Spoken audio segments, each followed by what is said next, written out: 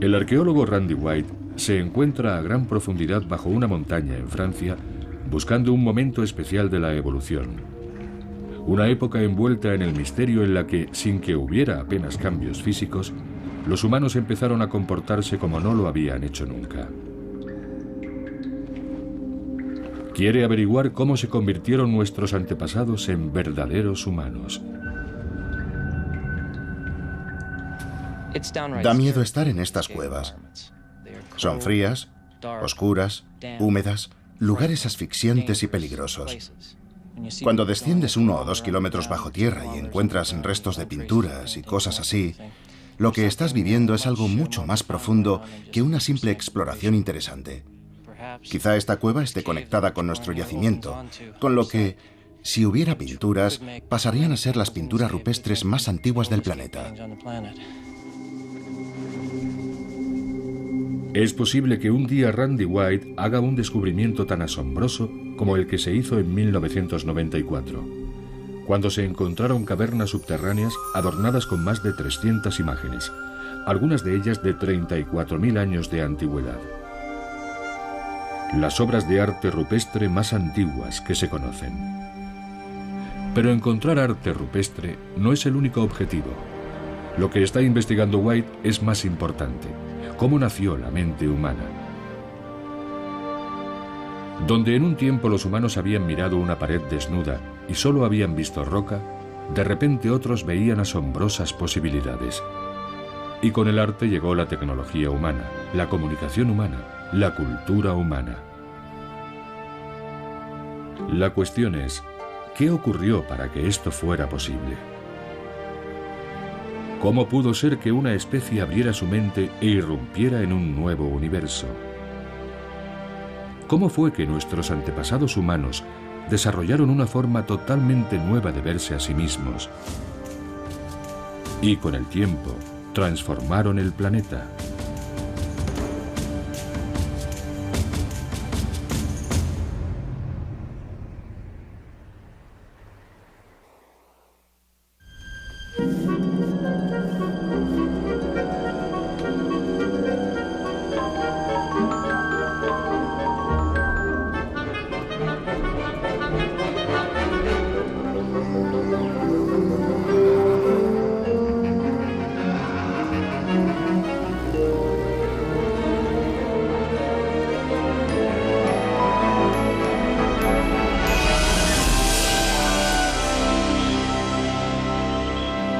Evolución.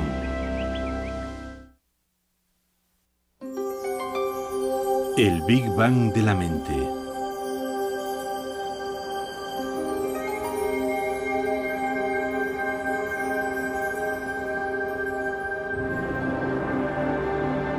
El Valle del Gran Rift, en África Oriental. Aquí fue donde comenzó la historia de la humanidad. Durante millones de años, África fue el paisaje de la evolución humana. En estas tierras, un pueblo ancestral sobrevivió, se reprodujo y transmitió sus rasgos de generación en generación. Sin África, la humanidad tal y como la conocemos puede que no hubiera llegado a evolucionar.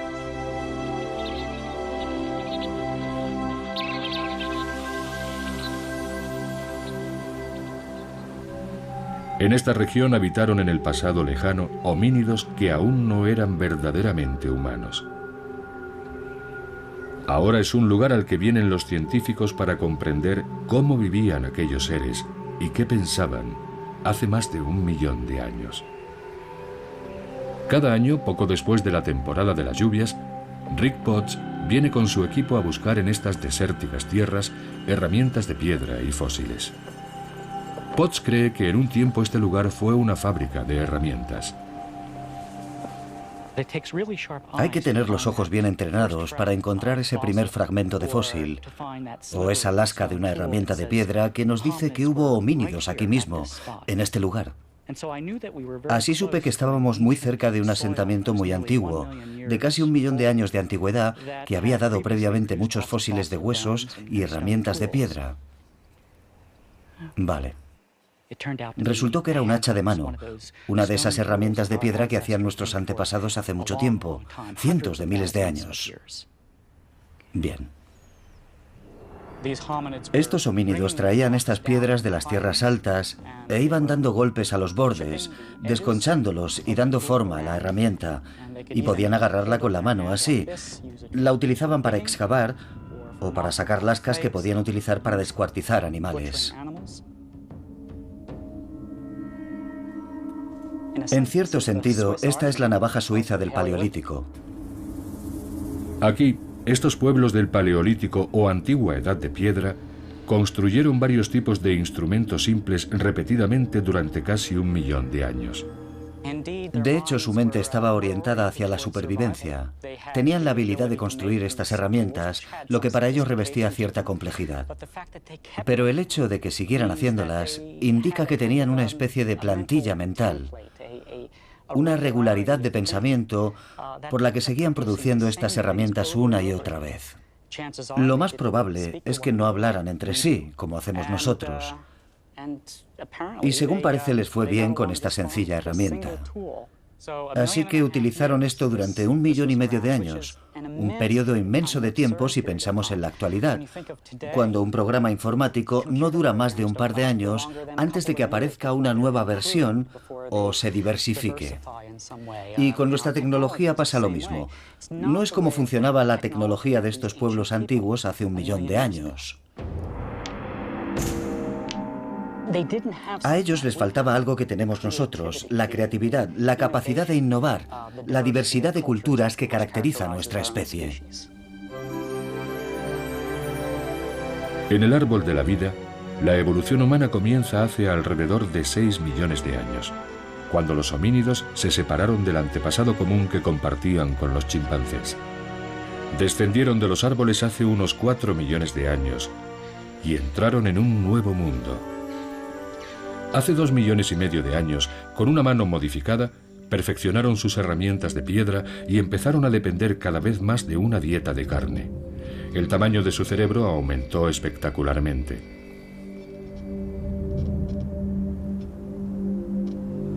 Y hace unos 2 millones de años, algunos de ellos empezaron a abandonar África. Estos primeros viajeros tuvieron éxito al principio, pero con el tiempo todos se extinguieron. No fue hasta hace unos 60.000 años cuando los primeros humanos verdaderamente modernos, nuestros antepasados, empezaron a abandonar África. Eran cazadores-recolectores que buscaban su comida, vivían en pequeños grupos y vagaban por extensos territorios. Pero eran diferentes de sus predecesores. Ellos habían iniciado un modo de vida revolucionario. Este estilo de vida había aparecido después de millones de años a través de los múltiples procesos de la evolución: mutación, selección, adaptación, competición, fracaso, jalonados por éxitos ocasionales. Era una historia de evolución, de cambio a lo largo del tiempo. En esencia no era diferente de las historias de tantas otras especies, pero al final produciría resultados totalmente nuevos para el planeta. El comportamiento cambió radicalmente hace unos 50.000 años. Este cráneo perteneció a alguien que vivió en Israel hace unos 100.000 años. Se podría pensar, ¿Israel es África? En aquel tiempo, en cierto sentido, lo era. Si miramos dónde está Israel ahora, está justo en el borde de África, y en el pasado África era más extensa ecológicamente e Israel era parte de África. Si este cráneo estuviera recubierto de carne, con una ropa adecuada, no notaríamos ninguna diferencia significativa con nosotros. Sería una persona que no nos haría cruzar la calle si la viéramos venir de frente. Y sin embargo, este humano de hace 100.000 años no se comportaba como nosotros. Y aquí tenemos a una persona completamente moderna. Alguien que vivió en África hace menos de 40.000 años. Básicamente es el mismo tipo de cráneo, en esencia tiene el mismo tipo de cerebro. Pero esta persona se comportaba de forma muy diferente de la anterior. Fabricaba una variedad mayor de artefactos de piedra y artefactos de hueso, marfil y conchas. Producía arte.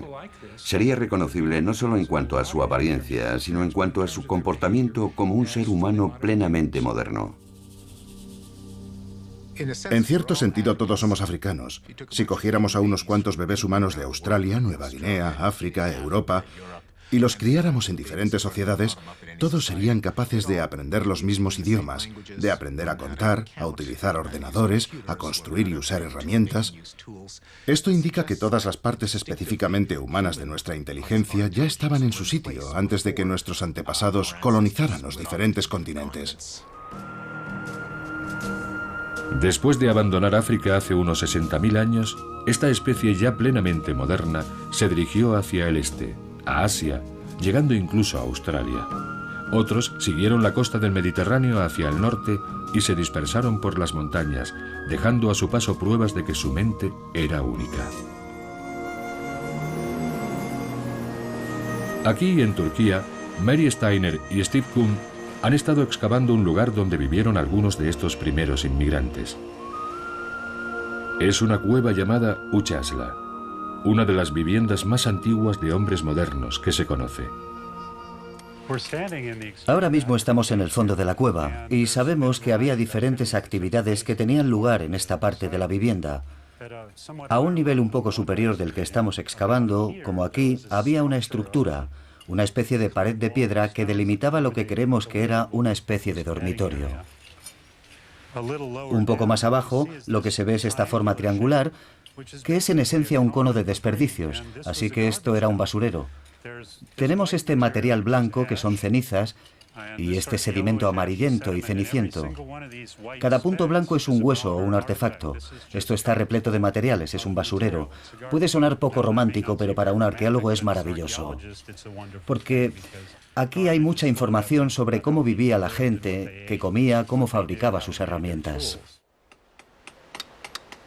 El equipo esperaba encontrar información sobre la vida cotidiana de los humanos de hace 40.000 años. Iban a llevarse una sorpresa. Muy poco después de empezar la excavación, nos dimos cuenta de que teníamos algo realmente extraordinario. En cuanto empezamos a excavar en los sedimentos, empezamos a encontrar montones de ornamentos, sobre todo cuentas de concha, pero había muchas otras cosas. Al principio, cuando los veías parecían dientes, y el corazón me dio un vuelco y pensé, más fósiles humanos. Mira. Otra más. ¿Es un Nasarius? Sí, es un Nasarius. Y tiene el agujerito. Es una de las especies de la zona. Está perforada. Sí, está en muy buenas condiciones. Incluso se ve en parte el color original de la concha. Es tremendamente emocionante, porque nadie había encontrado nada como esto en esta parte del mundo. Así que lo primero que piensas es, ¿en qué me he equivocado?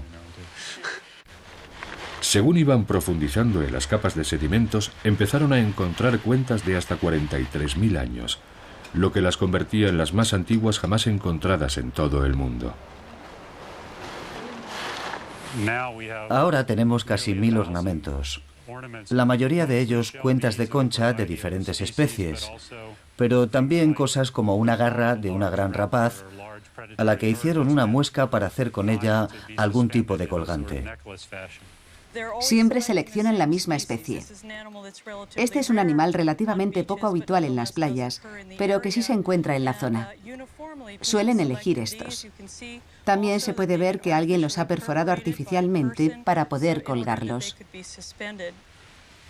Por primera vez en el Paleolítico Superior, a los humanos les parece necesario expresar algo sobre sí mismos utilizando objetos hechos con materiales duraderos.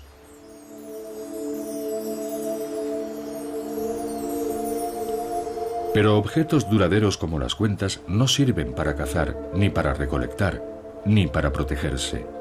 Parecen indicar que la gente que vivía aquí tenía en mente algo más que la simple supervivencia. Pero ¿por qué son tan importantes estas cuentas? ¿Y qué pueden decirnos sobre los primeros días de los humanos modernos? Se ha encontrado cuentas y artefactos a lo largo de las rutas que siguieron nuestros antepasados. Hace 43.000 años, los humanos habían avanzado hacia el norte, hasta Europa Oriental. A continuación se extendieron por la gran llanura rusa y Europa Central. Para cuando se asentaron en Europa occidental hace 38.000 años, ya no solo fabricaban cuentas, las producían masivamente. En el sur de Francia, Randy White ha estado estudiando estas antiguas cuentas. Con una potente ampliación puede determinar cómo se hicieron y puede reproducir las técnicas prehistóricas para la elaboración de cuentas. Si yo le diera un trozo de saponita o de marfil de mamut y le dijera que le hiciera un agujero, ya sé de qué forma lo haría. Haría un taladro, le daría vueltas, haría girar el instrumento para hacer el agujero. Eso es parte de nuestra cultura, lo crea o no. Es la forma en que nosotros hemos aprendido a hacerlo. Los humanos modernos primitivos tenían una forma completamente diferente de hacer agujeros. Lo hacían como lo estoy haciendo. Excavaban un agujero en un trozo de material y, como vemos, quedaban algunas partes muy irregulares. Pero como era un proceso en el que primero se excavaba y después se pulía, eran capaces de eliminar todas esas imperfecciones y dejar al final un agujero diminuto. Ya tengo un agujero muy pequeño que he hecho utilizando una punta muy grande. La verdad es que es una experiencia muy emocionante estar aquí sentado y haber hecho una cuenta utilizando exactamente las mismas técnicas que utilizaban los humanos hace 35.000 años, con los mismos materiales, de la misma forma, exactamente en el mismo lugar. En este refugio en la roca hemos recuperado más de 1000 cuentas similares a estas. Sabemos que alguien que era mental y emocionalmente muy parecido a nosotros se sentó muy cerca de aquí hace 35.000 años e hizo exactamente lo que yo acabo de hacer. La gente solía mirar las cuentas y pensar que las habían hecho como jugando. Pero aquí, en Castle Merle, pasaron miles de horas perforando cuentas, horas que podrían haber dedicado a otras cosas más productivas.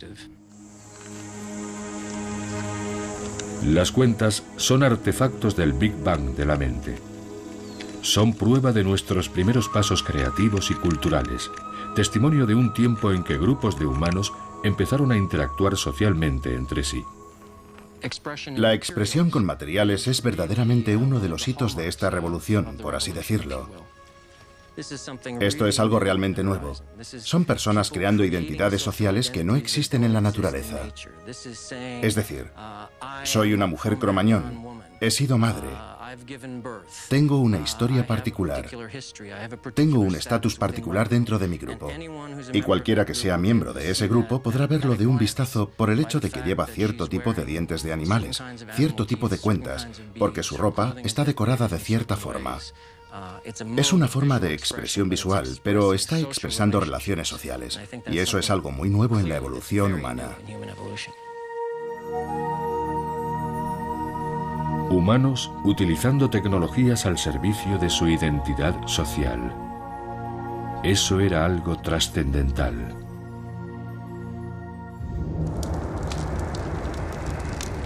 El nacimiento de la mente humana se produjo en África y dejó su marca en lugares tan lejanos como Australia.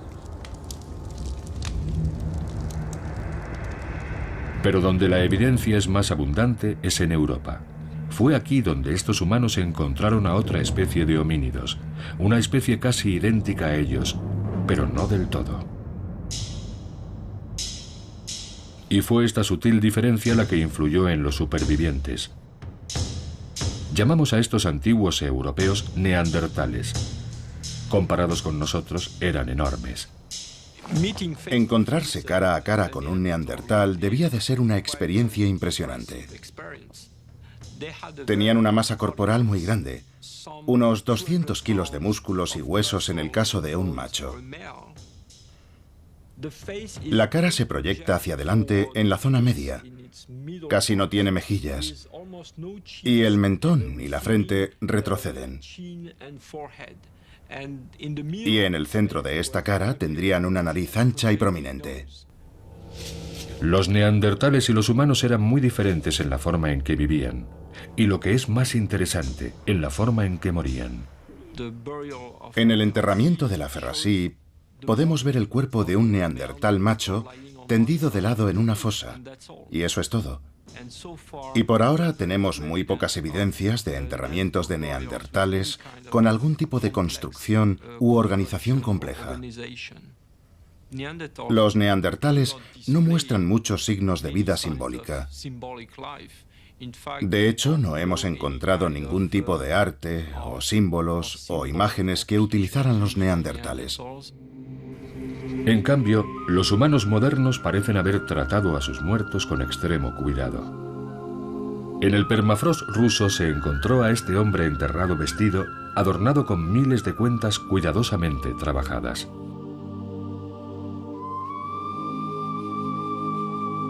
¿Quiere esto decir que los humanos modernos consideraban la vida algo más precioso?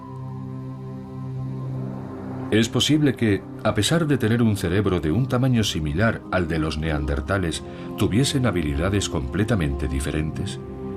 Las evidencias son contradictorias, de modo que científicos como John Shea, de la Universidad de Nueva York, están reconstruyendo las actividades de ambas especies para comprender en qué pudieron diferenciarse sus mentes. La punta de la lanza neandertal es grande y pesada, y el hecho de que el mango sea tan pesado significa que no se podía lanzar a mucha distancia. Lo más probable es que solo se utilizara clavándola, más o menos como una bayoneta moderna. Para poder matar a un animal, los neandertales tenían que acercarse mucho a él, poniendo en peligro su vida. Y si alguna vez se lanzó una lanza neandertal, su alcance era muy limitado. 19, 20, 21, 22, 23... 23 metros sería el alcance de una lanza de madera neandertal. El arma de los humanos modernos, por otra parte, tiene esta punta de asta. Es un cono muy agudo, como una bala, y está unido a un mango más fino, lo que sugiere que se podía lanzar a bastante distancia. Hacer esta punta requiere muchas horas de trabajo. Hay que mojarla hasta que se ablanda y después darle forma lijándola con un trozo de arenisca, más o menos algo así. Requiere una tremenda paciencia imponer el diseño en este trozo de asta. No hace falta ninguna paciencia para imponer tu voluntad en una piedra. Es muy fácil dar forma a un material como la piedra. La punta de lanza neandertal se podría haber hecho en cuestión de minutos. Rápida y burda serían los adjetivos que definen la tecnología neandertal. Lo siguiente que hay que hacer es, ¿veis este reborde? Se sujeta así y entonces se le da un golpe en el reborde con la otra piedra así y se desprende toda esta masa.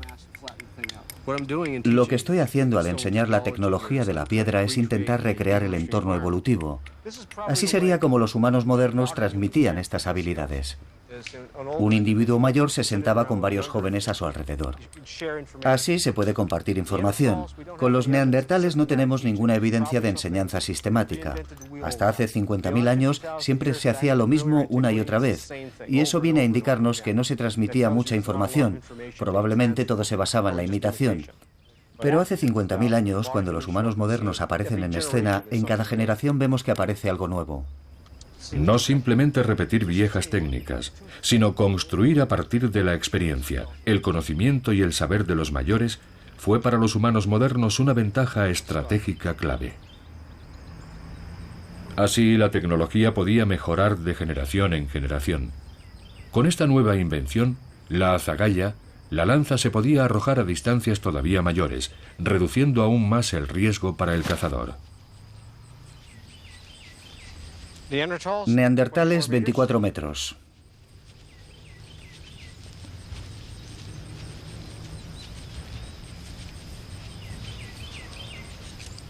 Y 42 metros, ventaja para los humanos modernos. Los avances tecnológicos dicen mucho sobre la nueva capacidad de los humanos para transmitir información a grandes distancias y a través del tiempo. Estas imágenes son una forma de comunicarse con otras personas sin que estén presentes en el mismo momento. Pueden estar muy lejos o pueden estar en un futuro lejano. Y esto es lo que al parecer los neandertales no sabían hacer. Los fósiles nos cuentan que los neandertales vivían en grupos pequeños y aislados, normalmente sin contacto con otros neandertales. Por alguna razón, cuando ya no podían sobrevivir en algún lugar, se trasladaban a otro. Pero la imagen que tenemos de los humanos modernos del Paleolítico Superior en Europa es muy diferente. Para los humanos modernos, el arte portátil pudo servir como un medio de comunicación. Algunas piezas viajaron cientos de kilómetros desde los lugares donde habían sido creadas. Es muy evidente que estas gentes formaban parte de redes que hacían intercambios a larga distancia. Pertenecían a una gran entidad cultural, y es muy probable que los neandertales no tuvieran nada parecido.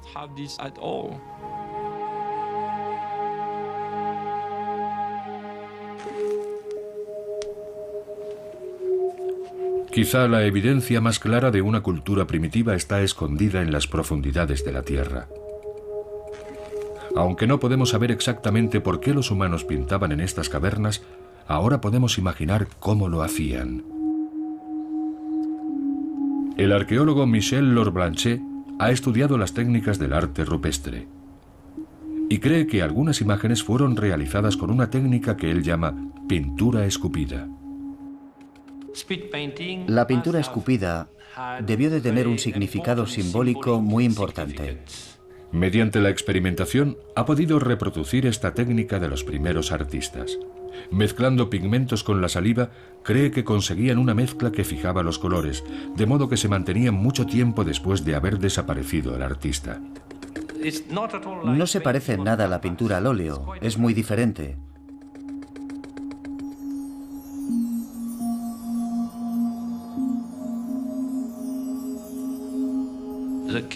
La cueva está llena de formas naturales.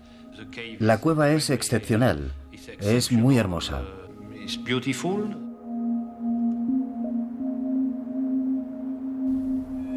Pero, ¿qué pueden decirnos las representaciones de cabras y carneros salvajes pintadas en estas cavernas fantasmales sobre el Big Bang de la mente?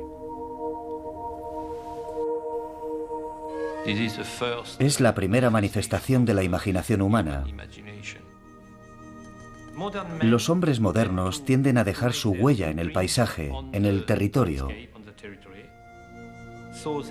Por eso penetraban hasta los lugares más profundos de la Tierra, como para expresarse, como para afirmar de alguna forma, somos los dueños de la Tierra y tenemos una relación personal con el espíritu que habita en el interior de la Tierra. En otros rincones de estas cavernas, Lorblanchet ha encontrado artefactos hechos de hueso y ciertos patrones de erosión en la roca que le han llevado a aventurar que estos exploradores de las cavernas también podían hacer música.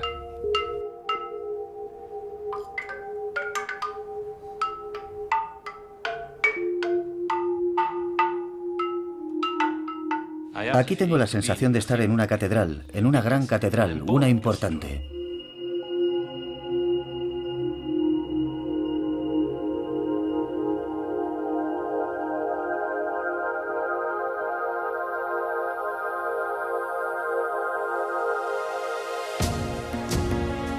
Así que bajo tierra y sobre ella, nuestros antepasados no dejaban de refinar su tecnología y su arte, y de comunicarse de forma compleja. Y parece que estos cambios ocurrieron rápidamente. Pero, ¿cómo pudo ocurrir? Creo que hubo un cambio genético que hizo que el cerebro humano moderno se desarrollara y tuviera esa capacidad de innovar e inventar, característica de los humanos modernos. Si aceptamos la idea de que hubo un cambio neurológico hace 50.000 años, sería la última de una larga serie de mutaciones sobre las que operó la selección natural para producir la especie humana tal y como la entendemos hoy en día. Es muy probable que esos cambios en el cerebro no se produjeran de un día para otro. No hubo una mutación mágica que nos permitió hablar, caminar erguidos, cooperar unos con otros y entender cómo funciona el mundo. La evolución no funciona de esa forma. Lo más probable es que hubiera muchas mutaciones diferentes a lo largo de decenas, puede que de cientos de miles de años, que fueron esculpiendo nuestro cerebro para darle todos los magníficos poderes que tiene en la actualidad. La organización del comportamiento se produce al nivel de las células nerviosas y sus conexiones. Tenemos 100.000 millones de células nerviosas y puede que unos 100 billones de conexiones. Y gran parte de nuestra evolución consiste no solo en tener un cerebro cada vez más grande, sino en cablearlo de la forma adecuada para que soporte la inteligencia. De modo que quizá no fue el tamaño del cerebro humano, sino sus conexiones, lo que nos permitió adquirir nuevas habilidades. Según Richard Wrangham, una de esas habilidades es la capacidad de llevar una vida social compleja. Aquí, en África Oriental, los chimpancés nos muestran cómo pudimos interactuar entre nosotros antes del Big Bang de la mente.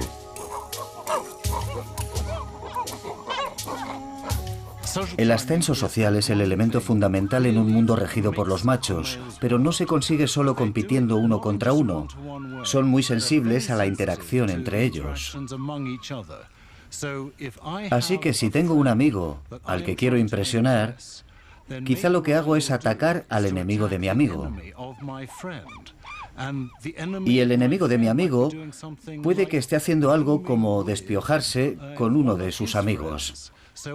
De modo que puedo detectar las relaciones entre otros chimpancés y manipularlas en mi beneficio.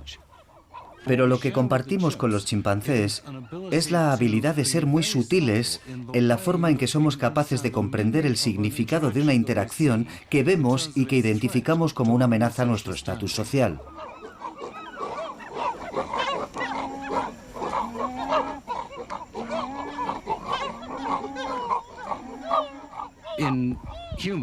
Entre los humanos, decimos unas palabras al padre de un adolescente que se comporta mal, y de repente puedes controlar su comportamiento. Pero eso no pasa con los chimpancés. Hay que ejercer la fuerza física o amenazar con la fuerza física. Pero después de 6 millones de años de evolución por separado, los humanos consiguieron una ventaja social muy significativa. Resulta muy satisfactorio que el Consejo de Ancianos se siente alrededor del fuego por la noche y diga: Joe se está comportando muy mal, vamos a tener que hacer algo con él. Eso es lo que los chimpancés no pueden hacer. Pero hay muchas más cosas que los chimpancés no pueden hacer. En la Universidad de St. Andrews, en Escocia, Andrew Whiten estudia las diferencias entre la mente de los chimpancés y la de los humanos. Con unas herramientas sorprendentes, él y otros colegas han identificado otra ventaja crítica, y posiblemente una de las claves del asombroso éxito de la mente humana. Vale. La capacidad de leer el pensamiento. ¿Será capaz esta niña de 3 años de ver la realidad desde el punto de vista de otro? ¿Puede hacer deducciones sobre lo que piensa otra persona? ¿Puede detectar el engaño? Sally. Sally, fíjate, va a poner la bola en la cesta. ¿Has visto? Vamos a taparla, ¿vale? Y ahora Sally se va a ir a jugar, igual que tú, ahí fuera, al jardín. Muy bien, se ha ido a jugar. Y mientras está jugando, viene la bromista de Anne y va a sacar la bola de la cesta.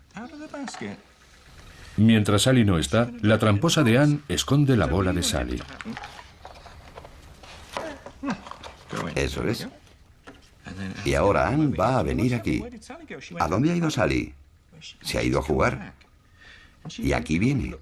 Ahora ha vuelto y va a buscar su bola favorita. ¿Dónde va a buscar Sally su bola? Creo que está aquí. Oh, ¿crees que Sally va a buscarla ahí? ¿Por qué crees que va a buscarla allí? Creo que la va a encontrar. Y estaba aquí. Los investigadores han descubierto que hasta los 3 años un niño es incapaz de atribuir actos, motivos o creencias a otros. Pero a los 5 años, el cerebro del niño ha desarrollado la capacidad de entrar en la mente de otra persona. Esta es Sally. Ahora vuelve de jugar. Y va a buscar su bola. ¿Dónde va a buscar su bola? Va ¿Dónde va a buscarla? a la cesta. ¿A la cesta? Eso es. ¿Le dejamos que mire la cesta? Sí, ¿Por qué ha mirado en la cesta?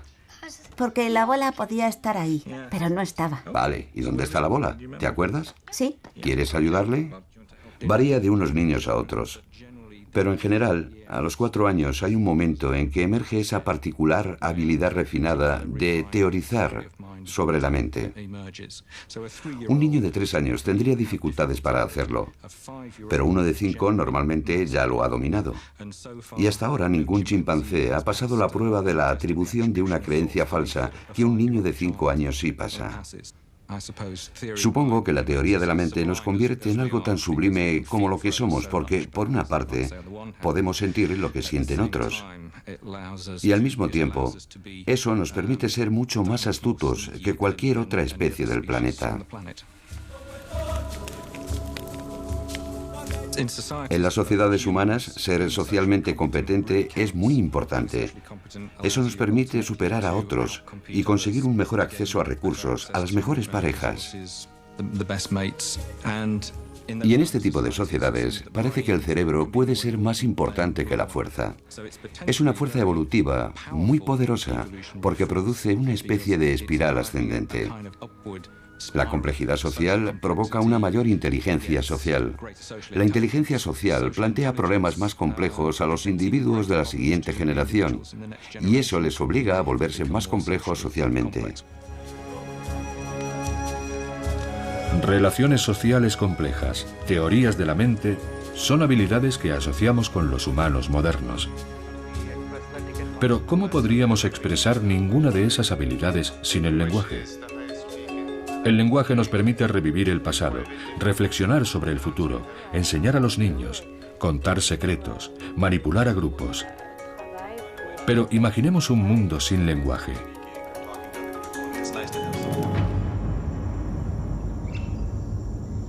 Nicaragua, América Central.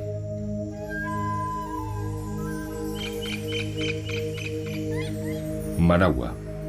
Aquí, como en otros lugares del mundo, hay personas que prácticamente no tienen lenguaje. María Noname. María sin nombre. Sorda de nacimiento, ha vivido aislada toda su vida, tanto de las personas que podían ayudarle como de otros que comparten su discapacidad. Su amiga, la lingüista Judy Kerr, comprende la profundidad de su aislamiento. Las dos pueden comunicarse a un nivel básico, con gestos simples y primitivos. Cuando la conocí, carecía de la habilidad de decirme quién era ni qué edad tenía. No sabía su nombre. Para explicarme quién era, tuvo que llevarme a su casa y enseñarme papeles y fotos de su familia. Teníamos que compartir un contexto. Puede contarme algunas cosas, se lo voy a enseñar. Puede contarme lo que le ocurría a su padre.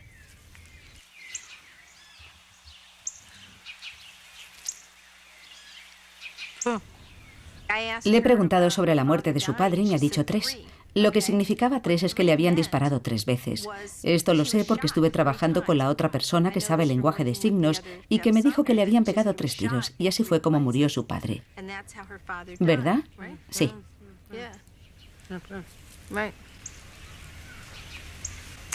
Pero el caso es que 3 no basta para darme acceso a la información que habría necesitado de no haber tenido datos adicionales previamente. Papá. Papá.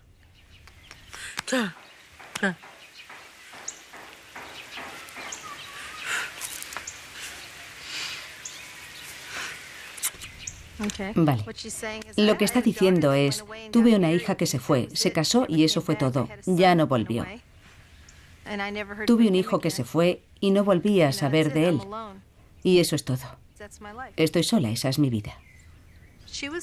Podía aprender un lenguaje. El problema fue que no tuvo acceso al lenguaje en el periodo crítico. Y esa ventana crítica para aprender el lenguaje, como lo hemos aprendido nosotros, se cerró. Esa ventana del lenguaje permanece abierta hasta que cumplimos 7 años. Entonces empieza a cerrarse lentamente según avanzamos hacia la pubertad. Hasta los años 80 muchos nicaragüenses sordos eran como María sin nombre. No habían aprovechado la ventana del lenguaje porque nunca se habían encontrado con otros que compartieran su discapacidad. Pero en 1980, después de la Revolución Sandinista, el nuevo gobierno intentó ayudar a los sordos a mejorar sus condiciones de vida y llevaron a los niños sordos de las aldeas a Managua para terminar con su aislamiento. Aquí los educadores intentaron enseñarles el lenguaje de signos existente, pero sus esfuerzos fracasaron. Los niños no mostraban ningún interés por aprender un lenguaje que se les intentaba imponer. Sin embargo, empezaron a comunicarse a su manera.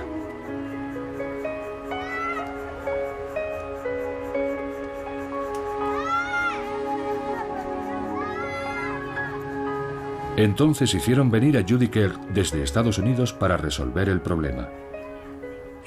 Vine aquí pensando que donde quiera que haya sordos, hay un lenguaje de signos. Y que obviamente tenía que haber un lenguaje de signos desarrollado aquí, en Nicaragua.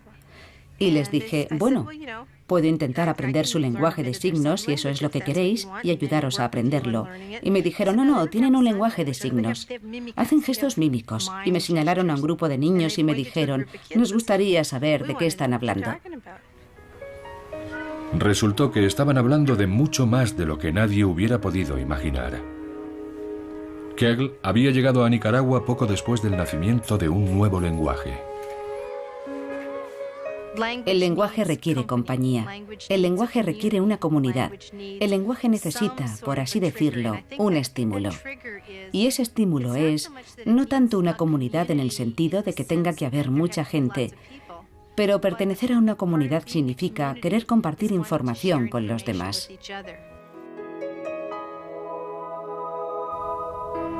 ¿Podría asemejarse este momento a lo que ocurrió hace aproximadamente 50.000 años?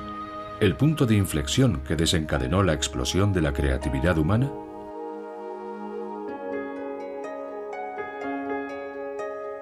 El lenguaje no necesita voz. Es nuestro legado. Es algo inherente al ser humano.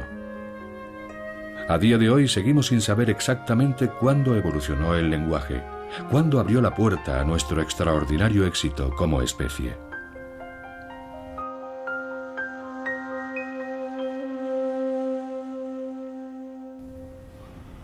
Esto es un verbo que se repite.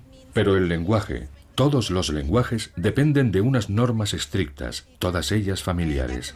Ahora pasa a adoptar el rol del hombre que mira al pájaro. Y ahora el hombre se cae de la montaña, medio soñando que va a volar como un pájaro.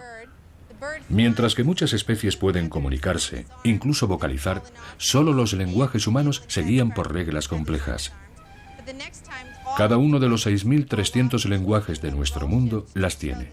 Es lo que llamamos sintaxis. En su aislamiento, María sin nombre nunca llegó a aprender una sintaxis, pero en el lenguaje de los niños es algo normal.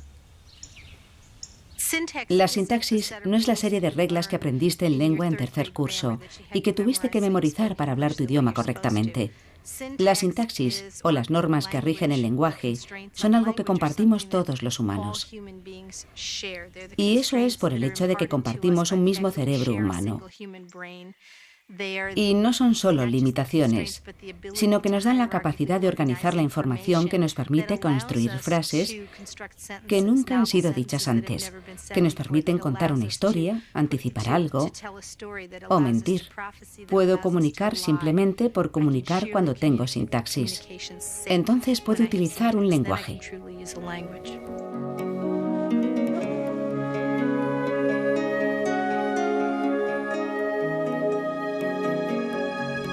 Y los mejor dotados con las herramientas del lenguaje pudieron ser los que prosperaron, según Richard Dawkins.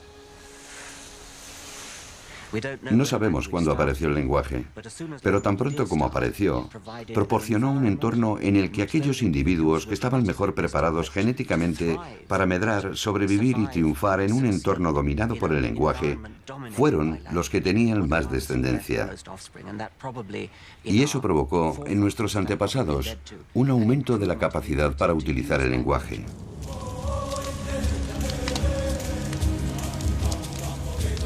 ¿Cuál era exactamente el propósito evolutivo del lenguaje?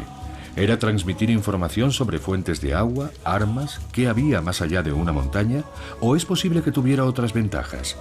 La respuesta puede ser sorprendente.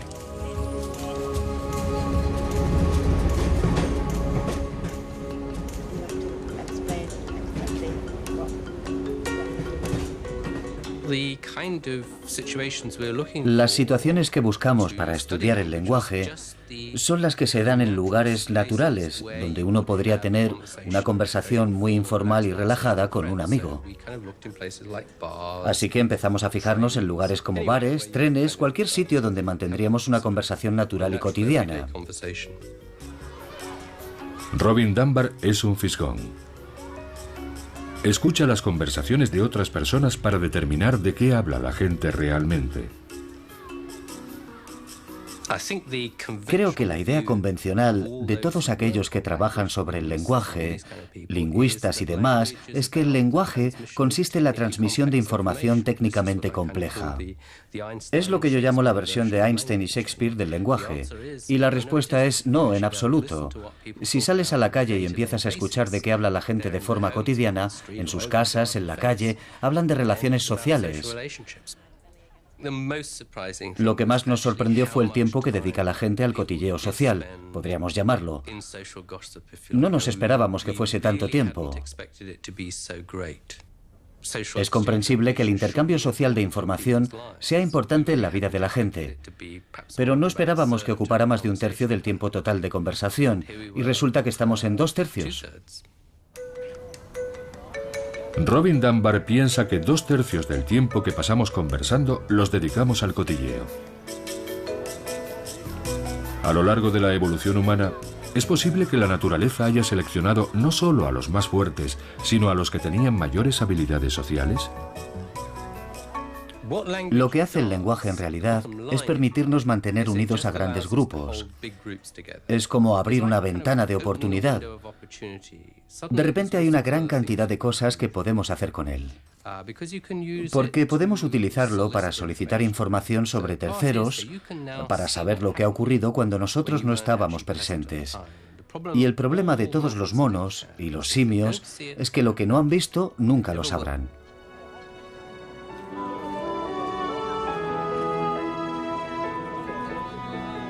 El cotilleo es una de las cosas para las que es útil el lenguaje. Siempre es útil saber quién necesita un favor, quién puede hacerlo, quién está disponible, quién está con una pareja celosa. Y ser el primero que se entera de un cotilleo es como utilizar información privilegiada. Puedes aprovechar una oportunidad antes que nadie. Pero el lenguaje es útil para intercambiar conocimientos técnicos. ¿Cómo se extrae veneno de una glándula de una rana? ¿Cuál es la mejor forma de hacer una lanza? ¿Dónde hay más bayas? ¿Cuál es la mejor época para cazar? Y es bueno para la negociación. Si me das parte de tu carne, yo te doy parte de mi fruta. El lenguaje puede ser útil de formas muy diferentes. El cotilleo solo es una de ellas. El lenguaje, la fuerza que creó la cultura humana moderna y que hoy nos dice quiénes somos, de dónde venimos y a dónde vamos. El lenguaje, de acuerdo con Richard Dawkins, también es fundamental en una nueva y poderosa fuerza evolutiva. Por lo que respecta a la duración de la vida humana, el único tipo de cambio evolutivo que es posible que lleguemos a ver no es la evolución genética, sino la evolución cultural. Y si la contemplamos desde un punto de vista darwiniano, estamos hablando de la supervivencia de los memes frente a los genes. Los memes son ideas, hábitos, habilidades, gestos, historias, canciones, cualquier cosa que pasa de unas personas a otras por imitación. Los copiamos. Igual que los genes se copian en el interior de nuestras células y se transmiten con la reproducción, los memes los copian nuestro cerebro y nuestro comportamiento y pasan de unos a otros. Igual que la competencia entre genes da forma a toda la evolución biológica, la competición entre memes da forma a nuestra mente y nuestra cultura. Para entender la naturaleza humana es esencial tener en cuenta a los memes. Sue Blackmore cree que los memes han sido la fuerza que ha impulsado la evolución humana, sobre todo desde el Big Bang de la mente hace unos 50.000 años. Según ella, las ideas, los prejuicios, las tendencias y los descubrimientos funcionan en gran medida como los genes. Se autorreproducen y se acumulan de mente en mente, de sociedad en sociedad, de generación en generación.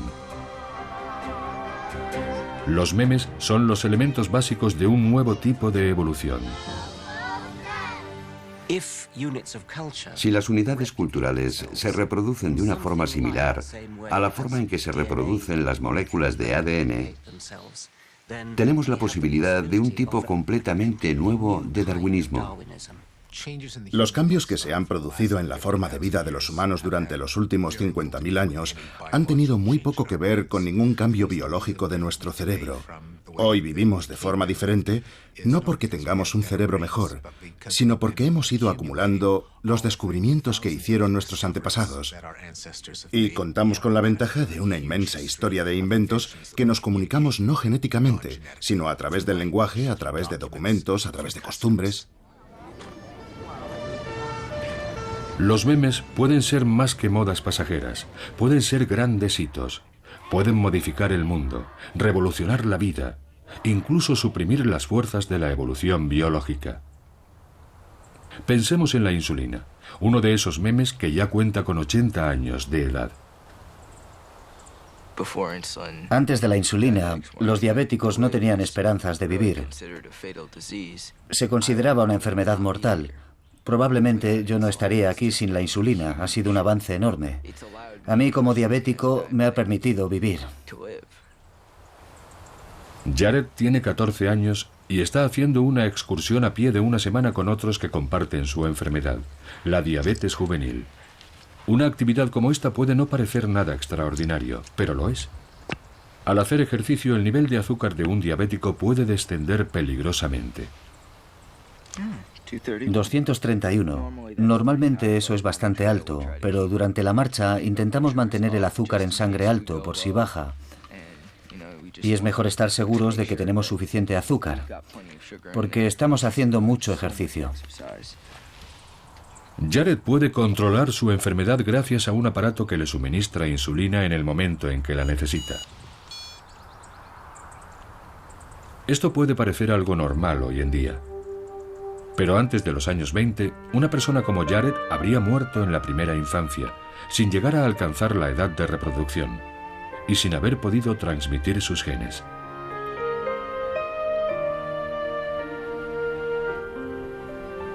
Pero ahora los jóvenes diabéticos ya no están condenados a una muerte prematura.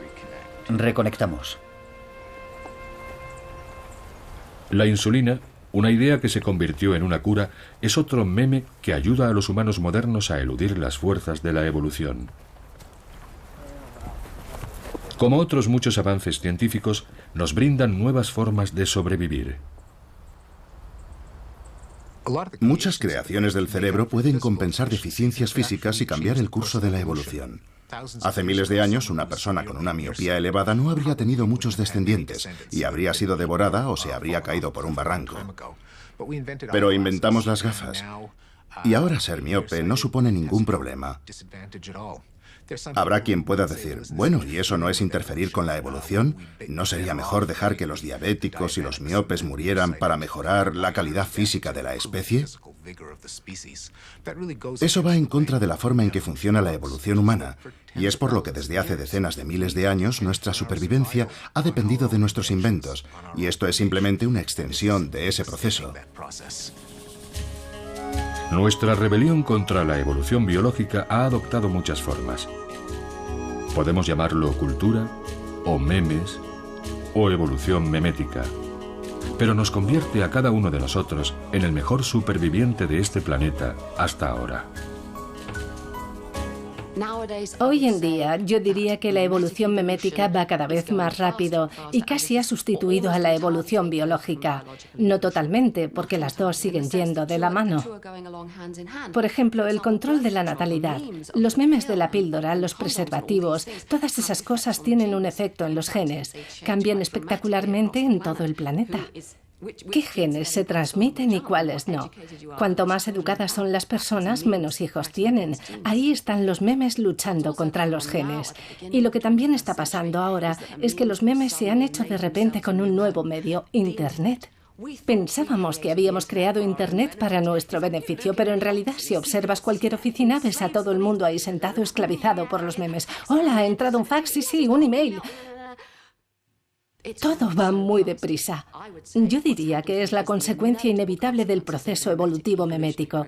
Los memes se están volviendo cada vez mejores y más rápidos y están creando mejores mecanismos de copia para autorreproducirse. Y no sé dónde nos deja eso a nosotros en el futuro.